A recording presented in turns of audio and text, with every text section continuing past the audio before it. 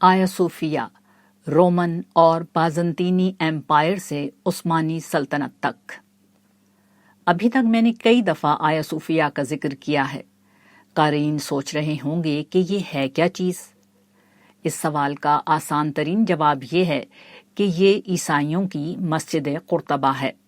یعنی جس طرح مسجد قرطبہ موجودہ اندلس میں مسلمانوں کے 800 سالہ اقتدار کی نشانی ہے، جسے اندلس میں مسیحی حضرات کا اقتدار قائم ہونے کے بعد چرچ میں بدل دیا گیا، اسی طرح آیا صوفیہ اس عظیم سلطنت کی آخری یادگار ہے جو 1000 برس تک دنیا کی سب سے بڑی مسیحی سلطنت رہی، یہاں تک کہ سلطان محمد فاتح نے سن 1453 میں قسطنطنیہ کو فتح کر کے اس سلطنت کا خاتمہ کر دیا اور اس کا نیا نام استنبول رکھ دیا گیا۔ اس کے بعد آیا صوفیہ کے چرچ کو مسجد بنا دیا گیا اور 20ویں صدی میں خلافت عثمانیہ کے خاتمے تک یہ ایک مسجد رہا۔ یہ مسیحی سلطنت خود اپنی ایک تاریخ رکھتی ہے جسے مکمل بیان کرنے کا یہ موقع نہیں، مگر اس کا سرسری تعارف ضروری ہے کہ اس کے بغیر نہ آیا صوفیہ کی اہمیت سمجھ میں آ سکتی ہے، نہ استنبول کی، اور نہ اس بات کی کہ کیوں صدیوں تک مسلمان اس کوشش میں رہے کہ قسطنطنیہ کو فتح کر لیں۔ قسطنطنیہ یا استنبول کی فتح کا واقعہ اور پس منظر تو میں حضرت ابو ایوب انصاری کے مزار پر حاضری کے احوال میں بیان کروں گا، مگر سر دست بازنطینی اور رومن ایمپائر کا مختصر تعارف کرا دوں۔ استنبول، جس کا پرانا نام قسطنطنیہ ہے، بازنطینی سلطنت کا صدر مقام تھا۔ بازنطینی کا نام سن کر قارئین پریشان نہ ہوں، یہ اسی رومی سلطنت ہی کا ایک دوسرا نام ہے جس کے حکمران قیصر کو رسول اللہ صلی اللہ علیہ وآلہ وسلم نے خط لکھ کر اسلام کی دعوت دی تھی۔ یہ ابتدا میں رومی سلطنت کہلاتی تھی۔ حضرت عیسیٰ سے تقریباً 5 صدی قبل سے لے کر 27 قبل مسیح تک یہ سلطنت ایک جمہوری ریاست کے طور پر کام کرتی رہی، یعنی عوام اراکین کو منتخب کرتے اور وہ حکومت کا نظام چلاتے۔ روم کا شہر اس کا مرکز تھا اور یہ اس دور میں یورپ کی ایک عظیم طاقت تھی۔ 27 قبل مسیح کے بعد جمہوریت کے بجائے بادشاہت کا نظام آ گیا۔ سلطنت کی فتوحات بڑھتی چلی گئیں اور یہ یورپ، ایشیا اور افریقہ کی ایک عظیم طاقت بن گئی۔ ابتدا میں یہ ایک بت پرست مشرکانہ ریاست تھی، بعد میں یہاں عیسائیت پھیلنا شروع ہوئی اور 4 صدی میں رومی حکمران قسطنطین کے قبول مسیحیت کے بعد یہ ایک مسیحی سلطنت بن گئی۔ اسی نے روم کے بجائے قسطنطنیہ کو اس کا صدر مقام بنا دیا تھا۔ 4 صدی عیسوی میں یہ عظیم سلطنت انتظامی طور پر 2 حصوں یعنی مغربی رومن سلطنت اور مشرقی رومن سلطنت میں تقسیم ہو گئی۔ مشرقی سلطنت کا مرکز قسطنطنیہ اور مغربی کا روم تھا۔ مغربی رومن سلطنت کو تیزی سے زوال آیا اور 5ویں صدی عیسوی تک یورپ کے وحشی قبائل، اندرونی خانہ جنگی اور دیگر عوامل کی بنا پر بطور سلطنت اس کا خاتمہ ہو گیا۔ تاہم مشرقی رومن سلطنت پوری شان و شوکت سے قائم رہی اور سرحدوں میں کمی بیشی کے باوجود اگلے 1000 برس تک دنیا کی سب سے بڑی مسیحی طاقت رہی، یہاں تک کہ سلطان محمد فاتح نے قسطنطنیہ فتح کر لیا۔ یہ شہر استنبول کہلایا اور 20ویں صدی تک یہ عثمانی خلافت کا دارالحکومت رہا۔ اس تفصیل سے یہ اندازہ کیا جا سکتا ہے کہ استنبول کا شہر دنیا کا واحد شہر ہے جو تقریباً 17 صدیوں تک مسلسل دنیا کی اہم ترین سپر پاورز کا دارالحکومت رہا ہے۔ زبان یار من ترکی و من ترکی نمی دانم، یہ فارسی کے ایک مشہور شعر کا مصرع ہے۔ شعر کا دوسرا مصرع اس لیے نہیں لکھ رہا کہ ذو معنی ہے اور اس کا دوسرا مفہوم اخلاقیات سے گرا ہوا ہے، لیکن پہلا مصرع ہمارے ہاں ضرب المثل کی حیثیت رکھتا ہے۔ اس کا مطلب یہ ہے کہ میرے دوست کی زبان ترکی ہے اور مجھے ترکی نہیں آتی۔ ترکی میں مجھے یہ مصرع بہت یاد آیا۔ ہر قدم پر ہمیں اس بات کا تجربہ ہوا کہ ترکوں کو ترکی کے سوا کوئی اور زبان نہیں آتی۔ اتنا بڑا سیاحتی مرکز ہونے کے باوجود یہاں انگریزی کا کوئی ذکر نہیں۔ ایک دو مواقع پر زبان کی وجہ سے بڑی دقت پیش آئی۔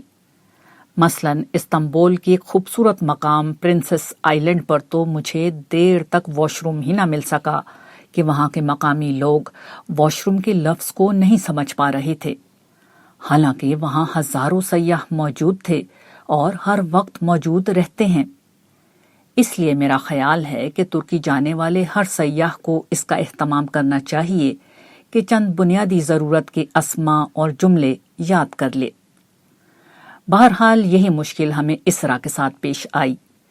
وہ اتنی انگریزی پڑھ لکھ لیتی تھی کہ اپنا ما فی الضمیر بیان کر سکے اور دوسروں کا سمجھ سکے، مگر ایک انگریزی جملہ بولنا بھی اس کے لیے بہت مشکل تھا۔ اس مشکل کو حل کرنے کے لیے وہ ہر ملاقات میں ایک نئی خاتون کو بطور مترجم ساتھ لائی۔ 3 ملاقاتوں میں 3 مختلف خواتین اس کے ساتھ آئیں، جبکہ چوتھی دفعہ اس کو کوئی نہیں ملا۔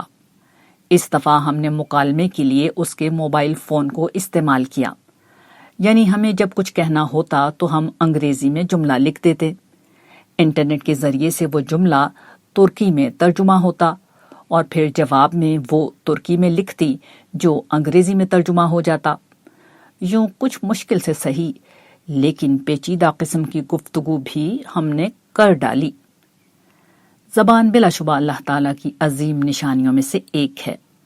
قرآن مجید کے مطابق یہ اللہ تعالیٰ کی عظیم رحمت اور نعمت کا ظہور ہے۔ ہم کتنی پیچیدہ اور مشکل معلومات اور خیالات کا تبادلہ کس قدر آسانی سے کر لیتے ہیں۔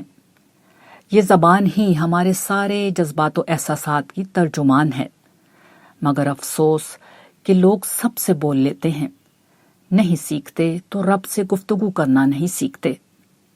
ایسا نہیں کہ اللہ تعالیٰ سے گفتگو کے لیے کوئی خاص زبان سیکھنی ہے، اس سے تو ہر زبان میں بات ہو سکتی ہے، مگر ہمارے پاس اللہ تعالیٰ سے گفتگو اور راز و نیاز کے لیے وقت نہیں۔ بہت ہوا تو کسی مشکل میں دعا کر لی، یہ بھی اچھی بات ہے، لیکن صرف مشکل ہی میں اللہ کو پکارنا اور باقی وقت اسے بھولے رہنا کوئی اچھا رویہ تو نہیں۔